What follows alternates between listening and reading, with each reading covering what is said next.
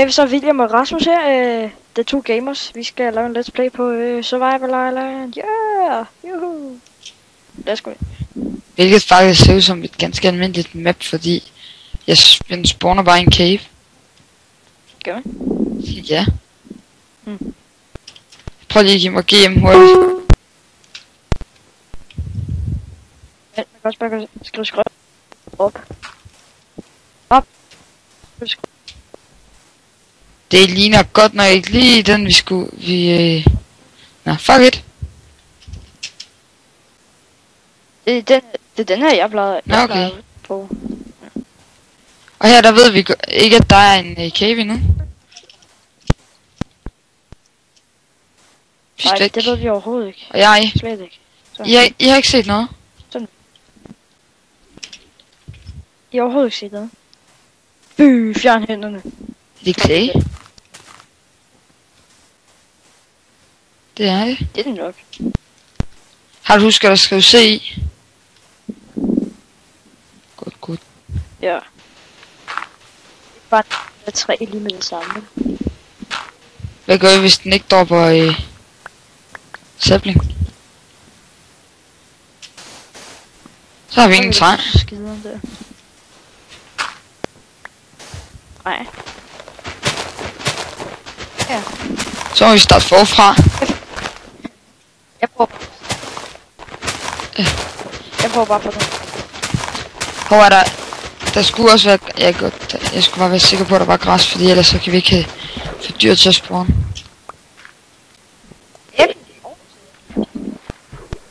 Nice. Æble og sætning. Nej. Jeg tjekker... Hey, er det ikke noget med, at vi skal blive på øen? Må vi ikke engang gå i vand for at se efter clay? Jeg tror jeg også. Det må vi nok gerne. Wow, jeg tager lige kaktusen. Det kan vi bruge som forsvar, tror jeg. Og så laver vi først laver vi en kaktusfarm. Ja. Fik 2 saplings.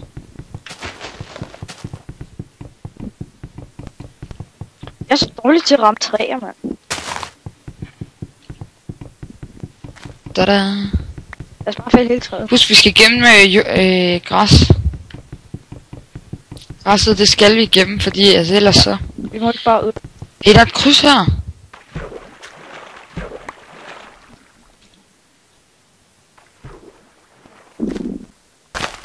Og hvad så? Rasmus, jeg har spillet den her mange gange før. Nu skal vi lade som om vi aldrig har spillet. Det er godt. Så vi ved ikke, hvad der er, og hvor tingene er, og så videre. Ja, det er godt. Nu tænker jeg bare lidt. Jeg gider ikke bruge mit æggeur. Og så kunne man gøre sådan her. Jeg er klar til at høre alarm. Jeg finder lige et eller andet, jeg kan lægge den i, så den ikke larmer. Den er så meget, den ryger hernede. Så lukker jeg skuffen. Okay, jeg kunne ikke finde den, jeg kunne åbenbart ikke lukke skuffen, så. Pas på græsset for satan. Men der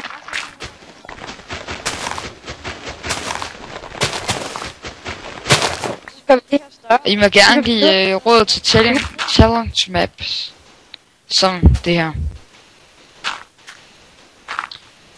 Det har vi ikke noget imod. Ja. Jeg tager altså et... vi skal have en eller anden... Men lidt, hvordan finder vi ud af, hvor der er jern? Der er jo ikke ubegrænset mængder jern. Vi må lede. Er sådan, vi må gerne mine ud i vandet også, og måske ved et uheld komme. Nej, vi må kun være i... Så skulle det svært at finde...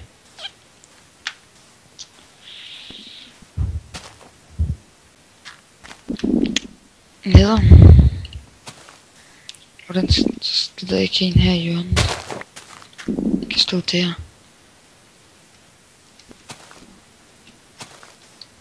Hey! Hjælp mig. Jeg kunne gå sidelænden. Hvad? Jamen, min knap sad åbenbart fast.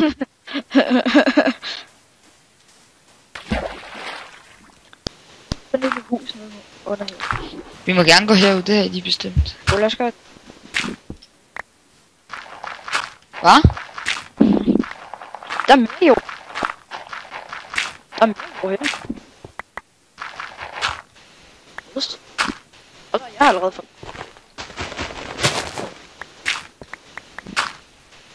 Jeg laver. Hvad? Okay.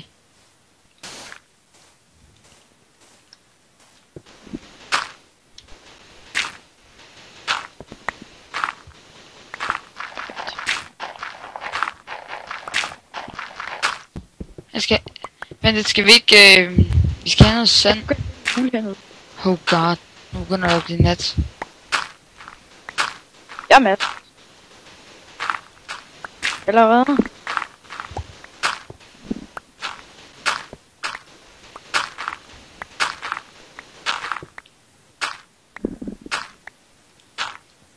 Ah! Nå, jeg er 3.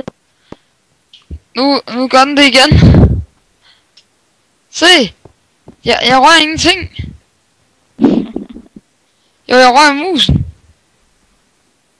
Ah!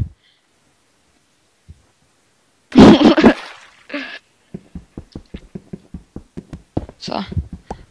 Det var det jo... Cool. Mærkeligt. Så uhyggeligt.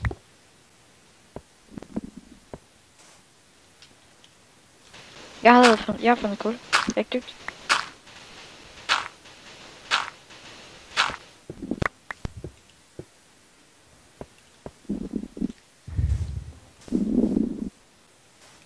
Nå, jeg er bare ved at lave en vej her. Jeg skulle bruge sand Til den her ø, som vi kan have et eller andet. Da-da.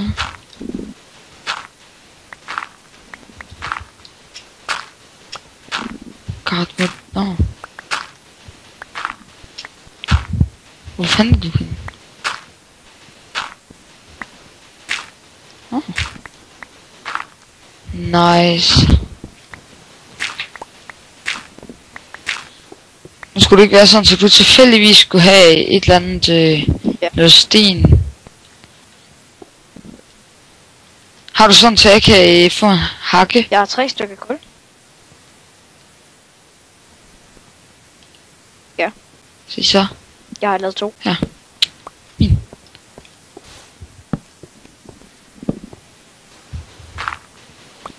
Min. Min det der kul.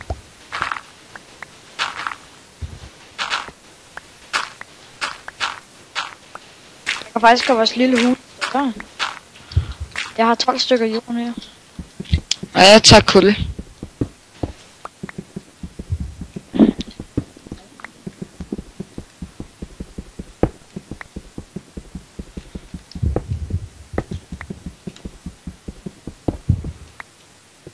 Ej, det var dumt. Fordi kullet var næsten hakket færdigt. Nu gør jeg det igen. Der er nogen færdig. Nej, nogen færdig. Nej. Sådan. Og man kigger.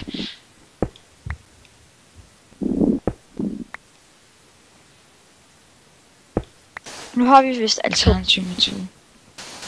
Har du noget træ, jeg kan få eventuelt?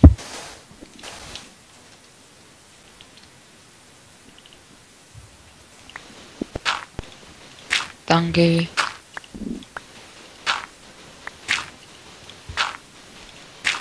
No problem. Skal vi ikke bare gøre hele gulvet stand? Jeg har lavet en steam pickaxe. Så skal vi også skaffe noget sten. Ja, jeg har lidt sticks til os. Vi kan bare grave. Jo, hele gulvet op, og så laver det. Jeg kan sikkert bruge min pickaxe færdig. Hvis I undrer jer over, hvem der er os, der filmer, så er det altså den modsatte af mig. Hvilket vil sige William, som er i Neop. Og jeg er Rasmus 200 LH. Dobbeltvind.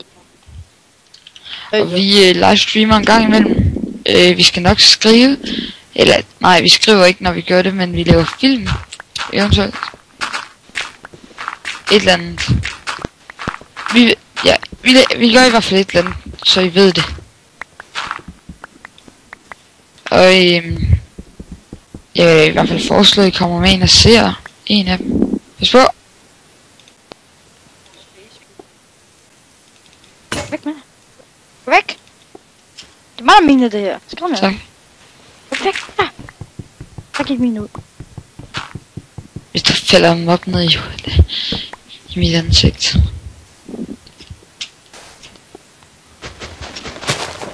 Der vil da ikke spawne nogen mobs. Så griner. Hvad sker der for det?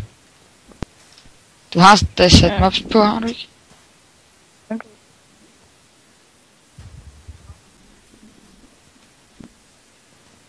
Jeg må lige tjekke. Gjort det. Jo, det har jeg. Det er da mærkeligt.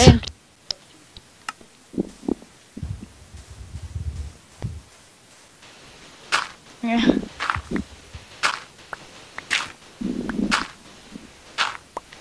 Godt, så den er på vej ned nu.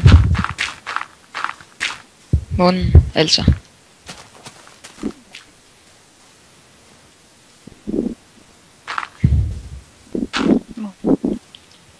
Jeg tror, vi går i gang med en mine.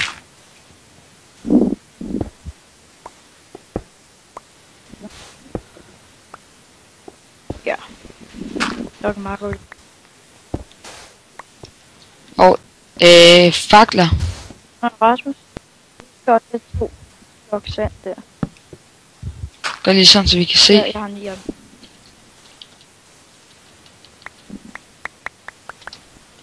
Hey, jeg fik ikke faklerne. Ja, jeg gjorde. Må jo. Åh. Jeg er jo lidt nu. Danke. På 22. Så går jeg også på 20. Det men... Oh god. Vi er ikke med 3. Okay, ikke spawn. Når jeg skal Så må lade vi blive spawn og nødt til at 16 vente. blok, eller mobs. 16 bloks væk for os. Så er det ikke 16? Nej, 25. Jeg mener det er 16. Altså, jeg har fået fortalt, at det er 16. 25. Skriv i kommentarer, om det er 15 eller 26. Ja, omvendt. Om hvor langt mob spawner. Væk mob spawner fra en. Ja. Hey. Jeg sidder og gør det, for vi Hør det skelet. sikre. Sådan laver du. Yes. Jeg tror lige, jeg laver den en højere til loftet. Den her. Bare grav lidt.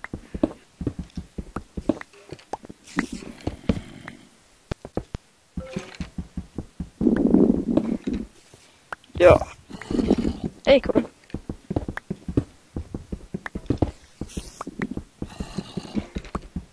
Ja. Og jeg er Rasmus. Nej, man må ikke grave lige ned. Det. Ikke stå på...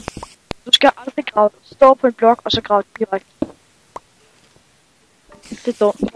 Og jeg kan... Se hvad der er her. Her. Ned med. Dungeon! Hvad er det for en? Det er skeletter. Fuck, de har set os! Det er dungeon. Der skal lidt... Ah! Her, pas på. Jeg var også med. Ja. Fucking med creepy lyd. Hey Rasmus. Jeg har en metode. Du skal ikke grave dem der væk. Du skal ikke grave dem her væk. Du skal ikke grave dem væk. Så kan vi nemlig fylde stedet med sand. Kan vi fylde stedet med sand? Vi kan også bare hoppe ud i det og så nakke dem. Ryk dig nu. Det kan man ikke. Det kan vi ikke. Hey, hvis vi kommer herover i, så kan det være, at vi kan nå nogle af dem. Jeg er med på sand. Altså chesten.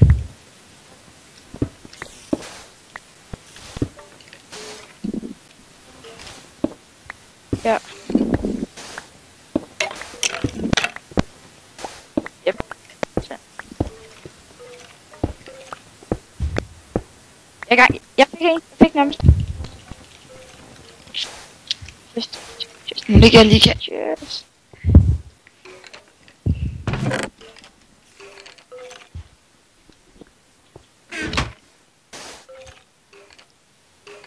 Jeg kan tage det. Ja, jeg fik testen. Men det skal jeg hoppe ned og sætte en torch. Jeg skal også blive grav. Grav en ned. Jeg skal også bare gøre sådan. Send ud. Og så sæt en torch. Der er en chest mere. Det skal ikke.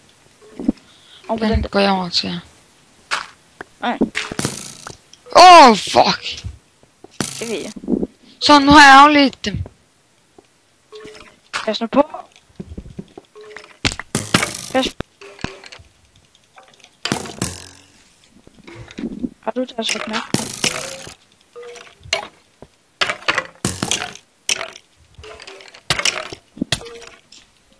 Og hvad er det dumme? Den der dumme. Og så skyder de ellers Hva? også hinanden. Jeg går derned. Rasmus står nede i den der dungeon. Jeg står nede i dungeon. Åh. Det har jeg gjort. Det har jeg gjort. Der var pil. Hey der!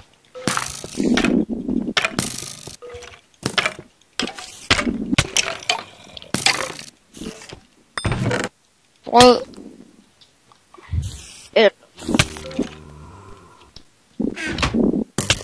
Jeg mister liv.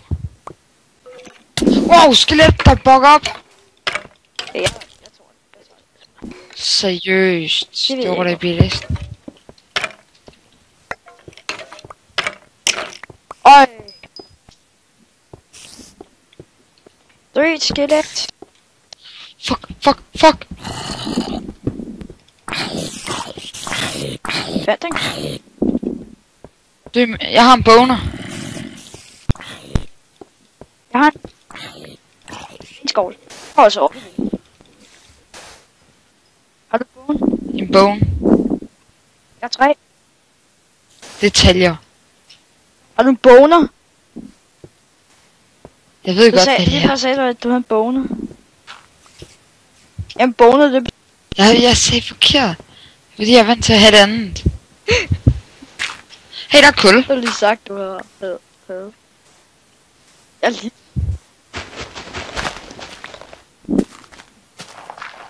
Jeg tror jeg godt, jeg minede har du noget boner?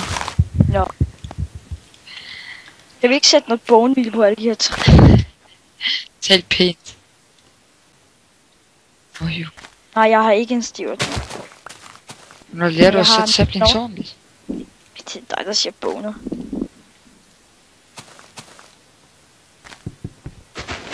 Ja, vi skal have sådan, så vi kan få seeds.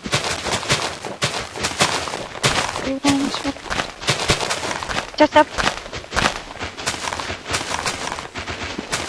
Ja. Eftersom vi er de eneste beboere på denne ø, må vi føre generationen videre.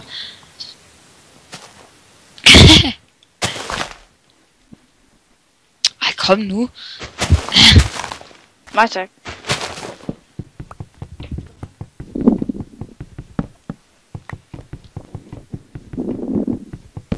Slår den med en fakkel.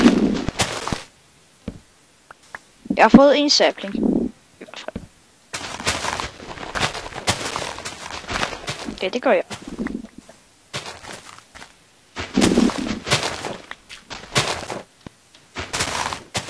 Okay.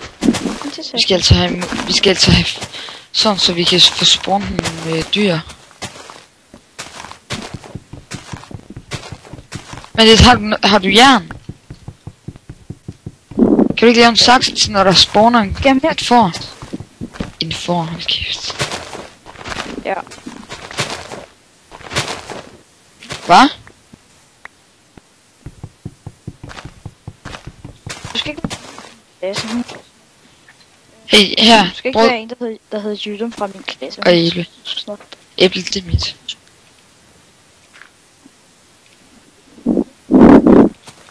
har ikke brød. Jamen, jeg har et brød.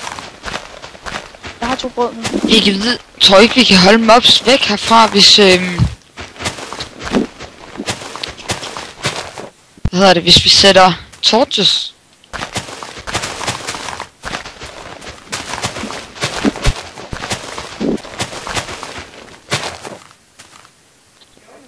Ja. Det har jeg. Faktisk godt. 2, 3 seeds. Jeg har også.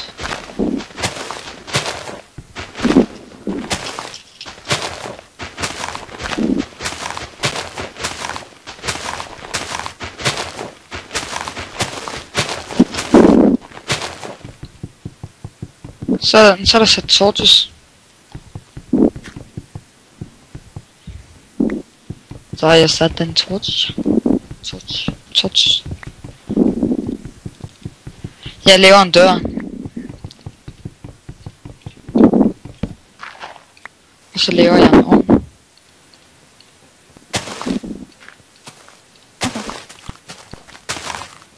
Så laver jeg 2 chests.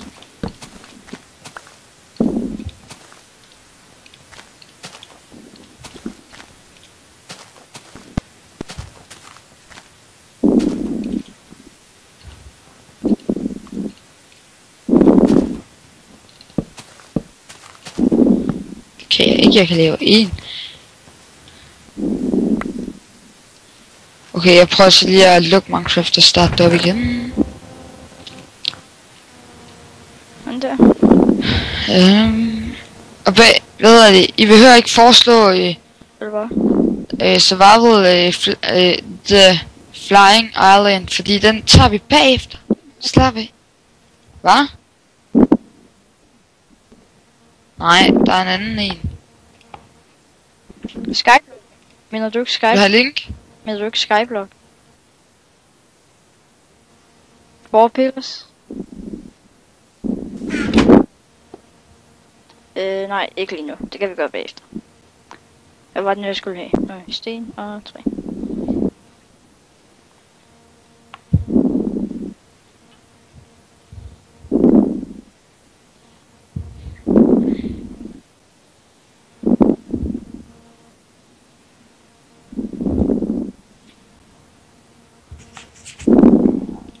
Sådan der. Hvad er det? Sådan der. Hvad fanden har jeg ingen lyd på? Den skal op. Musik. Ja. Ja, jeg har lige noget. Jeg kan lige op og fælde nogle flere træer. Right and Sprite.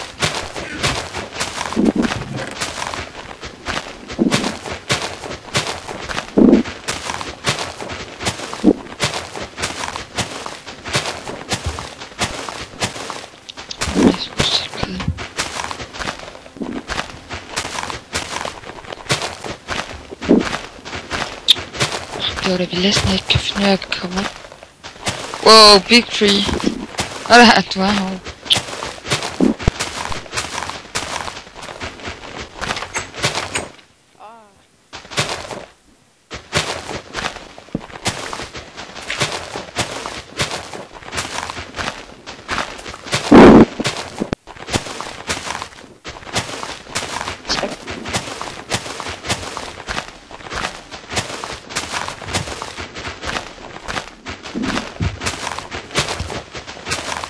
Har du eventuelt noget dirt?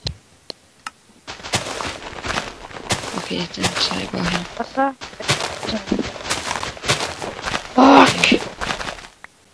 Ja. Ups, se, så har jeg lavet en dør. Ja, vi slutter af herinde. Flot, du. Jeg tror, vi skal slutte af. Klæde over.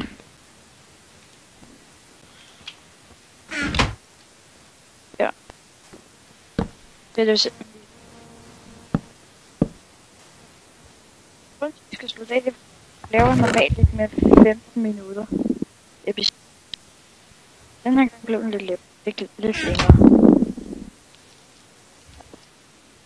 Lige nu er den 25 minutter. Jo.